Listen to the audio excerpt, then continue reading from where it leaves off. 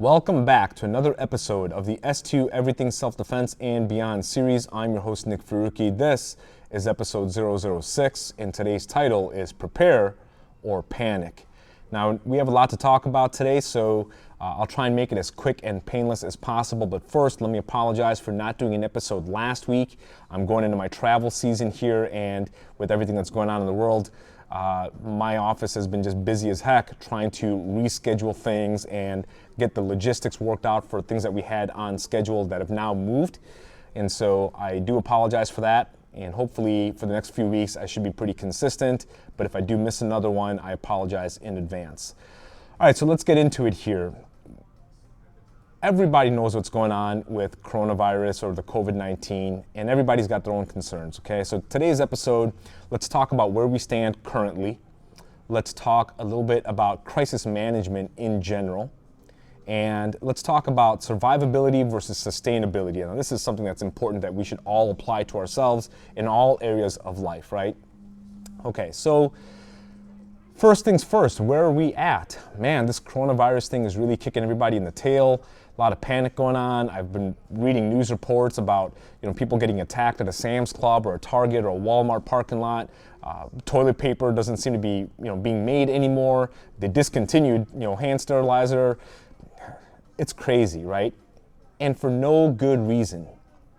There's not a shortage of toilet paper. There's not a shortage of hand sanitizer. There's not a shortage of cleaning supplies, okay? It's not discontinued. Okay? There's plenty more coming. And my guess is that in the next week or two, that you'll probably see the supply side replenish the market and everything's gonna go right back to normal. But there's a lot of uncertainty right now. The unknown variables are out there and people are worried. And so now they're just kind of hoarding. What they're not understanding is that they're a part of the problem and not a part of the solution. And when I say that is that because they're panicked, because they think that, the world's coming to an end and we have to get in the store right now and we have to clean out all of aisle 6, what you're doing is you're hurting the people who also may need those supplies. And what you're doing is you're causing more panic, right? You're fuel to the fire. You're perpetuating the problem. And so I really want you guys to think about, what your preparedness plan is, what you need, what you want, and what is just an emotionally charged response to current times. And make a good differentiation between all of those things and act appropriately, okay? All right, so coronavirus, COVID-19, what do we know? Well, look, I don't know a whole lot more than what anybody else knows. What I do know is that there's just a lot of bad information out there, and it's totally overlaying any good information that's out there. And mainstream media is hyping this thing up like nobody's business. I'm not trying to downplay this thing. It is something that we should all be concerned with and take the appropriate precautions, but it's not worthy of what's going on.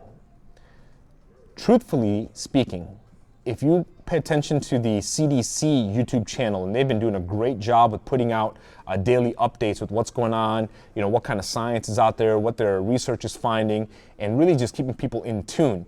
But instead, we're watching stuff like CNN or whoever else to try and gain our information, and that is just media hype. You have to look for good, approved resources when it comes to this kind of information. And so what are they telling us? They're telling us that the people who are immunocompromised, or the elderly, or the infants that don't have a fully developed immune system, they're the ones that are most at risk. But for the far majority, for the people who are getting infected with the coronavirus, most of them in 5 to 8 days are kind of good to go. I'll give you an example of bad information out there. We hear about the death count every single day. Why aren't we talking about the articles that came out just this morning that literally said over 60 to 70,000 people who were infected or had contracted the coronavirus are already home back to normal? Nobody's talking about that. 70,000 people is no joke. That's a lot of people. Now, granted, right now we have entire countries that are closed, right? Italy's closed, Europe is about to close, but that's all in risk management. We'll talk about that a little bit more in detail in just a second, okay? So we know that the major groups that are at risk are the people who are immunocompromised, or they're elderly and have some like underlying health conditions, or infants, because their immune system is just not developed. Obviously, we have to do the best that we can to protect them, right? For the most part, people like you and I who are pretty healthy and, kind of average everyday people, we're not going to be affected by this thing. We're not going to be the ones that are going to end up having to go into the ER. Most of us, if we took proper care, proper precautions early on, we'll be just fine, okay? So do the basic stuff that they're telling you to do, like the CDC is saying, look, wash your hands often, wash your hands for 20 to 30 seconds at a time, sing the happy birthday song a couple times, don't sing it out loud, you'll be the weirdo in the bathroom. Try to stay home if you can, avoid public gatherings. All those are good advices, okay? Nobody's saying that you have to go buy a whole bunch of toilet paper and take up all of, like I said, aisle 6 and clean it out because, the zombies are coming or any of that stuff. So quit overreacting to it. We know that we have proper precautions to take. We're taking them to the best of our ability. We're probably going to end up having to give up some of our freedoms, meaning you're going to see some closures for businesses and schools. You'll probably be advised to stay at home. That's okay. I'm willing to do that for a couple weeks so we can get ahead of the curve on this thing. That's really the big problem, right? We're behind the curve. And it really started with, I don't even know if I should say this because, YouTube's going to cancel my channel, but I'll say it. Look, this whole thing started in China. China did a terrible job. This thing was, started off over there. It was underreported. They weren't saying anything about it. There was a whistleblower who came out and said something about it first. He mysteriously got suicided, and then suddenly it turned into this big, panic situation over there, and it went nuts. All right, and now China, obviously being a hub for business people, for tourists, and all kind of stuff from all over the globe, had people that were visiting over there. They all kind of shared this thing, and they all kind of went back home, and now it kind of spread everywhere. That's essentially what happened, right? It's interesting because even to date, China is kind of underreporting a whole bunch of stuff. So we really don't want to go by their statistics. I would much rather go by, what the European countries are saying, what Italy's saying, what we're seeing right here, mainland US, what Canada's saying, because these countries are going out of their way to report properly. Whereas an authoritarian government does not want the bad reputation that comes along with it. And so they're really downplaying this thing. So, you got to be careful with where you get your information from. And I believe that we're doing a great job as a nation to try and get ahead of this thing. More on that in just a second. Ultimately, you also have to keep something else in mind. One of the after effects of panic is desperation. And when people get desperate, they'll get violent. What wouldn't you and I do? Look, I'm not a violent person. You're probably not a violent person. But if we felt like, this is coming to the end of the world and these are down to our last days and it's going to be all about survival and, screw everybody else. And if we start getting in that track, what wouldn't you do to protect your family? What wouldn't you do to feed your family? What wouldn't you do to have the supplies, to carry you through, extended periods of time? You do anything, okay? And so, when you cause panic, you're going to see desperation. And when you see desperation, you're going to see violence. And that's kind of what we're happening, right? So, even this morning, I saw an article with people who got attacked at a Sam's Club parking lot. Yesterday, I saw 2 articles of people who got attacked in a Target store. One of my clients who is in the pharmaceutical industry is getting death threats at their lab for why don't you guys have a cure? What are you guys doing? And that kind of stuff. And so it's just crazy.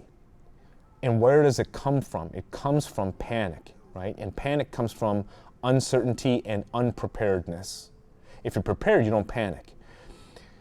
So the first thing I'll tell you guys is that, again, pay attention to quality resources. The CDC has great information on their website, and also on YouTube they have a channel where every day they're putting up a video with current updates. What are we working on today? What kind of advice can we give you? How can you help yourself? They're answering great questions like how long is it going to last? What are the symptoms like? And that kind of thing. pay attention to a resource like the CDC, not whatever you're seeing on mainstream media, okay? Aside from that, you're also seeing people who are like on these cruise ships that were down for quarantine for 10 days or 14 days or whatever, people who contracted the COVID-19, now doing news interviews and social media videos saying, hey guys, this wasn't that bad, don't panic. This is what you end up going through. This is what it feels like. This is what the symptoms were like. This is what the fever was like. And so, if they're telling you not to panic, these are people who lived through it, I would probably say that's probably a good resource. Again, not trying to downplay this thing by any means. It is a serious concern. It's just not worth the pandemonium chaos that's happening, out there. So don't be a part of the problem, be a part of the solution. The second thing that I'll tell you when it comes to this kind of stuff, where, gathering good information, is this. Right now, we have this mix going on, right? A lot of bad information, a lot of good information. Most of the good information pretty much all correlates to itself. Most of the professionals agree on the same basic things. Here's how you could prevent it. Here's what we're trying to do. And it's the bad information that's really kind of spoiling the fun, right? They're the ones that are kind of causing this thing. I would highly recommend for everybody to kind of prepare for the next 2 to 3 weeks of the same kind of up and down. But in that 2 to 3 weeks, I want you to stay away from watching the death count on an hour-to-hour basis. That's only going to add chaos. That number is going to go up no matter what, okay? And it's not because of, this thing's so fatal or this thing's so, uncontrollable.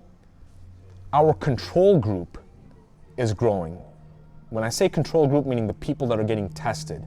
If you only test 5 people, you could keep the numbers kind of low, right? But then you start testing 1,000 people or 10,000 people or 100,000 people or 1,000,000 people. The more people you test, the more positive hits you're gonna get. And by default, out of those positive hits, you're gonna have more fatalities. So you're gonna see those numbers go up no matter what. That's just a mathematical equation that's not because things are spiraling out of control. It's actually quite the opposite. It's us identifying who's been infected and what's going on with them better. So stay away from the hour to hour, this many people are infected and that many people died and that kind of stuff. That's a bad way to look at things. Our testing capabilities are increasing. We're implementing those tests, and by default, just a mathematical equation, the more people you test, the more positive hits you're gonna get. The more positive hits you get, the deeper the variety of the people that you're gonna get. The deeper the variety, the deeper or the more expansive the symptoms you're gonna get. And so, you're gonna have this sliding scale. That's information gathering. This is basic data. So please, don't watch that stuff on a day-to-day or hour-to-hour basis. It's gonna drive you nuts. Okay, so that's kind of where we stand right now. So let's take a look at something else. I want to talk a little bit about crisis management. Now, I'm not talking about crisis management in the medical terms, because I have no background on that. I'm not a scientist. I'm not a vaccinologist. I'm not an epidemic specialist. I'm none of those things. However, I do have a little bit of background on overall crisis management, including some college time. When I was in college, there was many classes that we had that came through criminal justice programs on what's now known as Homeland Security or international terrorism or domestic terrorism and that kind of stuff. And one of the things that we study in all those types of classes is chemical agents or airborne contaminants that have been weaponized, right? And so it takes us back into some historical research, things from 1917 to 1919. We talk about the Spanish flu and everything from that point forward, because that's kind of where you see documentation really starting to get robust. And so, you try to figure out ways to mitigate that. And one of the things that we've, constantly seen in those classes, and mind you, now, there's Homeland Security degrees and certification programs. There's crisis management degrees and certification. But back in those days, it was just kind of a part of a criminal justice curriculum. And so you could take individual classes. But I think there's a good field waiting for that to come to fruition. Anyways, Some of the things that we take a look in those are obviously, some historical patterns. We talk about mitigation. We talk about crisis management. We talk about isolation, techniques. We talk about, all kinds of different stuff, right? As a nation, and let's stay away from politics for right now. I have no interest in discussing or debating politics with you guys. None. We have to answer some questions as a nation. So one of the questions that I have been kind of hearing or seeing on social media being debated and argued for no good reason is what the U.S. response has been to COVID-19. And in specific, we're talking about things like travel restrictions, right? So let me give you guys a little bit of basic information when it comes to travel restrictions. The U.S. has 330 million people in it, right? And so we're a large body of people. If you don't close off borders, you're going to continually introduce more bodies into that pool. When you introduce more people into it, you're adding exponentially more potential for threat, because that person who's coming in infected, potentially from someplace else, probably, they will interact with businesses, they will interact with other individuals, and so it's going to continually add. And so in order for us to take our control group, our own population, we have to really limit who we let coming in. It's not a race thing, it's not a religion thing, it's not a politics thing. It's a basic science thing. It's a mathematical value. We cannot allow for our control group to exponentially grow or deviate, right? People going out, new people coming in, old people going out, any of that. You can't have that happening and then be able to have quality data, let alone being able to try and mitigate the rate of exchange when it comes to something like a virus. And so I anticipate that probably for the next 3 to 5 months, we're going to see a lot of travel restrictions, probably not domestic US to US, but probably most of the international stuff is going to have some heavy restrictions on it. Don't be mad about it. And if you guys are out of the country trying to make it back, like you're a US citizen, but you're traveling in Europe, you will not be turned away. The door's not closing on you by any means, okay? You'll probably get directed or rechanneled through a port or a airport that has testing facility on site. So you're going to come through your customs line, immediately go right into testing, and then they'll figure out if you've been infected or not, what the severity of that is, and then take proper action from there. It's not against you. It's about trying to get ahead and, again, reducing the rate of exchange on this particular virus, okay? So be prepared for that. Today on the news, I was watching a video of some European airports, and they were flooded with just masses of people trying to make it back into the U.S. U.S. citizens trying to make it back in the U.S. because they're thinking that the door's closed, we can't make it back home. And that's not true. You will always be accepted back, okay? You're probably going to get rerouted through one of these ports or airports or, however you're traveling. So that way you can be tested on your way back in. And I got to be honest with you, it's probably the smarter thing to do.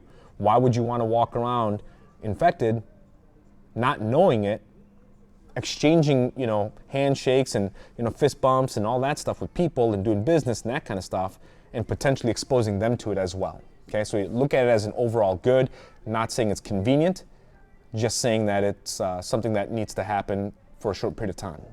Okay. Other things that we've done, I think, are probably pretty smart. I got to be honest with you, relative to rest of the world, we are numerically very low in the amount of infections. Obviously, that's influenced by our testing capabilities. The more people will test, the more that number is going to go up. But for right now, people who are voluntarily going over to a clinic or an ER saying that, hey, I want to get tested, or hey, I have these symptoms, we're still numerically very low compared to everybody else. We're also very low when it comes to the people who have died because of the COVID-19 relative to everybody else. Now, as of today, there was 49 or 50. That's really low compared to, the 3,000 that happened in like Italy or something, you know what I mean? Like, or I think that was China. And so we're really low. And we're low because, one, I think that here, because we're so aware of it right away, we tried being ahead of this thing as fast as possible. We are already taking precautions, right? We're staying home more. We're not going into public events. We're not going to concerts or games. You know, you see the NBA's made changes, the NCAA's changes, hockey's getting canceled, all kinds of things that are happening. And they'll get back to, you know, normal eventually. It's just going to take, you know, a couple months, 2-3 months. And if you're really deep, like, you know, focused on the Chinese statistics, you know, even them, 2 months into it, their numbers are curbing off, all right? So, you know, in my opinion, I think we're doing the best that we can to mitigate this as possible. We've got great technology. You know, we have great doctors, great staff, great facilities. One of the other concerns that we've been talking about is overwhelming the medical system. That would be a real feat. Again, if every single person who got infected would have to go to the ER or get put in isolation or ICU, yeah, we're going to overrun it. But if the far majority of people who are infected aren't going to be in a place where it's a life-threatening thing, you pretty much have to stay home for 5 to 8 days, ride this thing out, hydrate well, up your vitamin D, stay away from everybody, and then you'll be pretty much fine. You should not have to go to an ER or a clinic or, you know, any of these types of facilities. The senior citizens and the infants or the people who have underlying conditions like heart problems or respiratory issues, you're probably going to have to do that. But by the numbers, we should still be fine. One of the ways we stay ahead of that is by self-quarantine or by not introducing more people into the pool, the control pool, meaning, you know, travel restrictions and otherwise. And so I think we're going to do a good job there. And I look forward to having as positive of a result from that as possible. I know that people are concerned with, well, you know, the medical facilities in Italy are, you know, those guys are overrun. They're turning people down, which is a concern. Also keep in mind, we have a greater population than Italy, but we also have much greater technology. We have far more facilities. We have more medical staff. We have more respiratory devices. We have more ICUs. We have more clinics.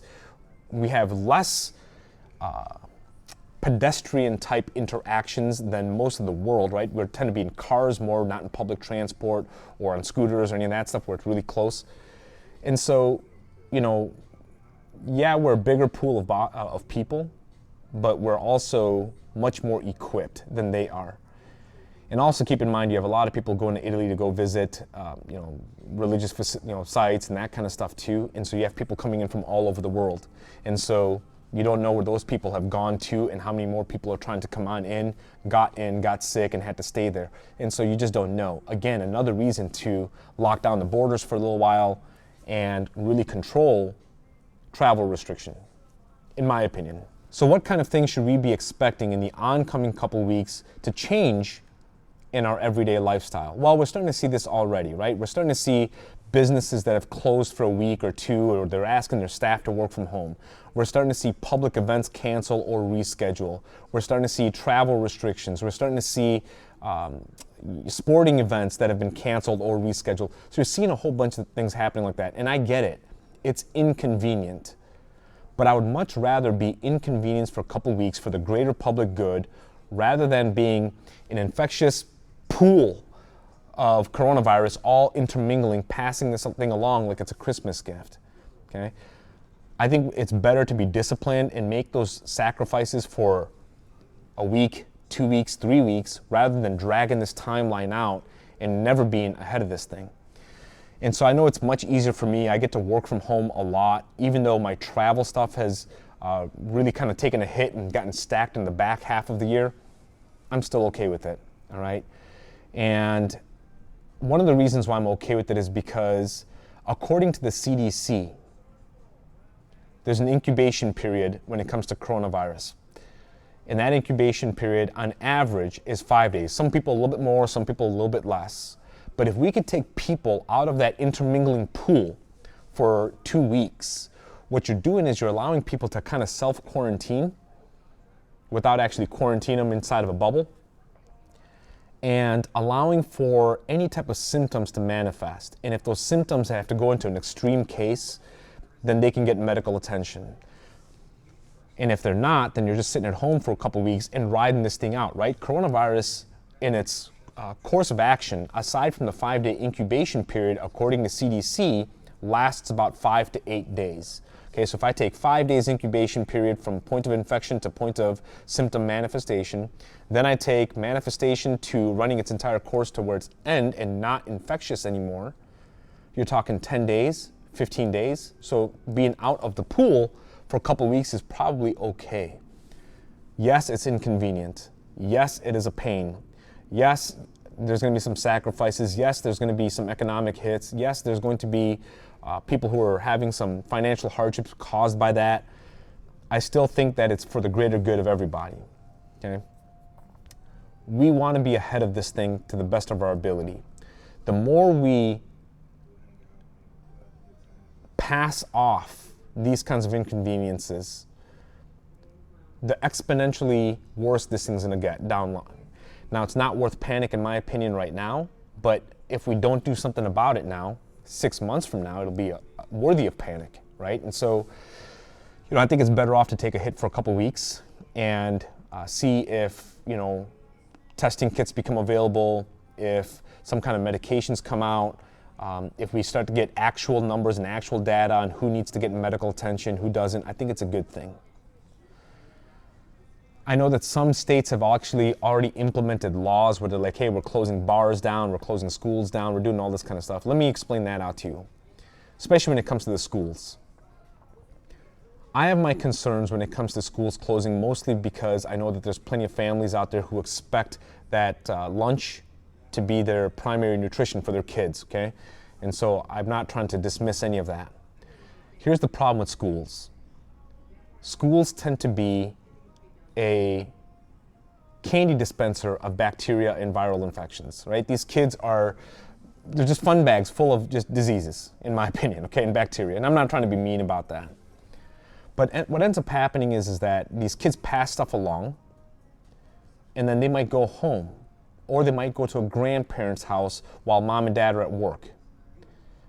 Now you've potentially caused a severe situation, right? Because maybe grandma has a heart condition, maybe grandma has respiratory stuff, but she's the only babysitter that's available to watch little Johnny. And so when little Johnny gets off of school, he goes over to grandma's house. But he got something from his buddy Tommy at recess. Okay, they were playing and didn't take this thing serious, and so it's just a potential hazard. Okay, and it's probably one of the highest potential hazards. And so you have to take those kinds of places and shut them down and isolate people away from each other. Not to say that you can't be active at your home. You could still go outside. You could still do stuff. You could still be in the house. Start taking care of your health. Now's a good time to start paying attention to your diet and your exercise, I guess. And so you have other things you could do. Yes, you are inconvenienced. Yes, there's some hardships associated to it. But I think, again, it's in the greater good. So let's take a couple minutes and talk about survivability versus sustainability. And the key factor that differentiates the two is time. Survivability is typically more in a short-term or immediate use, whereas sustainability is typically more in a longer duration, right? So survivability might be a day, 2 days, 3 days. Sustainability might be in weeks, months, or sometimes even years. And sustainability also requires some additional skills and a replenishment of resources, where survivability does not necessarily have that. I'll give you an example of that. If the power goes out tonight, how do you survive that? Well, you can do a generator. Great, that'll get you through the night, okay? And so hopefully by tomorrow, your power company will come and fix the power line or whatever else is going on, right? Now let's say the whole grid got wiped out, all of it. Your generator will get you through, but then that generator runs out of gas. So how long can you sustain that generator as a resource? So we have to be able to replenish that, right? And so sometimes you'll see some bartering going on or some community type of resourcing. That's actually a great way to think about sustainability is as a community. That could be amongst your friends, it could be amongst your family, it could be amongst your neighbors. And you can say, hey, look, I'll stock up for 90 days of water, you stock up for 90 days of canned goods, you stock up for 90 days of rice, you stock up 90 days of batteries, hey, you stock. And so you kind of do this, and split the cost amongst each other, usually in a trusted group, by the way. But that's a way to start kind of stacking up and as a community trying to approach it. When it comes to survival, when I said is that, it's an immediate type of a thing, right? And so how do you survive somebody who's trying to break in the home, and for how long? How do you survive somebody who is sick in your home with some medications, but for how long? And so we have to always consider sustainability. And I'm not telling anybody that, look, you have to leave and, go become a prepper and hide out in the woods. Although I will tell you this, being in the woods is probably one of the most resourceful places that you can be. And so, I really think about the people who are like buying up all the toilet paper and the bottled water. Where are you going with it? Most people are okay with tap water unless you have, stomach issues or some digestion issues or that kind of stuff. Most people are fine with tap water. So why are you buying out, aisle 6 of water? If you have a filtration system or a reverse osmosis system into your home, or even one of those filters that goes on the faucet, tap water is just fine. And so there's your method of replenishment. But no, people are paying attention to bad information on the media, and so they're hoarding all of the water that's on the shelves. See the problem with panic? Anyways, so in survival mode, we take a look at one-time use or maybe a two-time use or a short-term use. But when it comes to sustainability, you have to look at all things in a longer term. And again, I'm not saying you're going to go hide out in the woods or any of that stuff. I'm talking about like, hey, look, let's just take this coronavirus out of the equation. What if we have a natural disaster like a bad flood or a tornado or a hurricane or something like that? How long can you sustain your home, your survival at home? Do you have a power source? Do you have food? Do you have clothing? Do you have heat? Do you have light? Do you have communication? Sometimes you have to think about communication off grid. Cell towers go down all the time. They get hit by lightning all the time. So, landlines might be an option, or maybe something like a ham radio might be an option. And so have you thought about those types of things and prepared for it?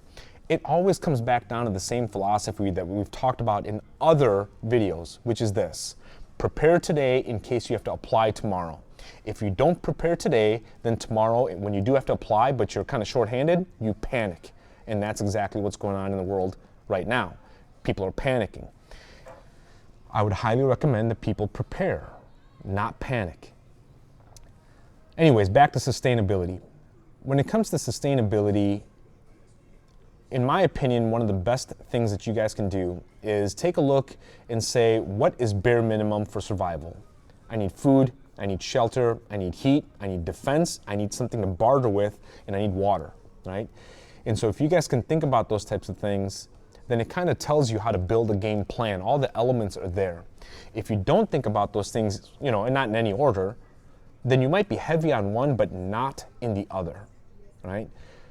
The reason why I earlier mentioned a communal setting when it comes to purchasing goods, food, water, batteries, lights, that kind of thing, is that you also now have, as a community, as a tribe, bartering power. And so you can split stuff in between. You can make sure that the resources get spread equally. And so there's a game plan that comes along with it, and it's not as expensive for you as you think. So these are a few things that you have to think about when it comes to survival versus sustainment. The other thing that I'll add in is this: by not thinking about it, we already just said it, right? By not preparing, you cause panic. But now that we're in this COVID-19 thing and everybody's panicking, what should you think about now?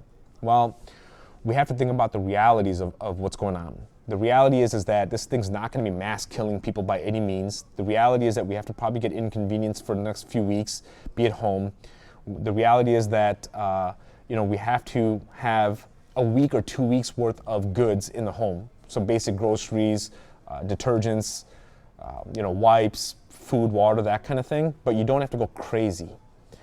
And we understand that this thing's evolving every 5 minutes, and so we have to continually try to find good information and make predictions based on that, right?